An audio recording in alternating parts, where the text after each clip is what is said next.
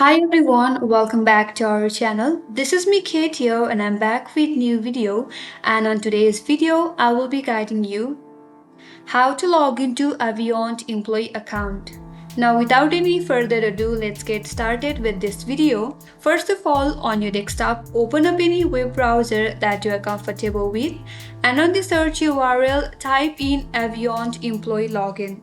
Then press enter on your keyboard. Now from this search results that you will see on this interface, head over to the first link that says staff login. Click on that.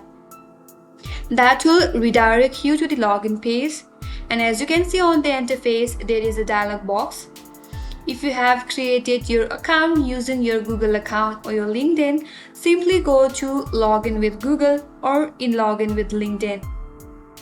Or else, you can also go to your username or password linked to your Avionte account. For that, first of all, enter your username on this text box that says enter your username.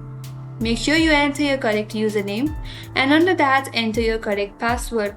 In case you forgot your password, click on this link provided that says forgot your password.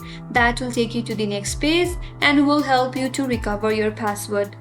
If you're done typing in your username and your password, click on this login button, and on the next page, you will be logged into your Avionte employee account. So that's it.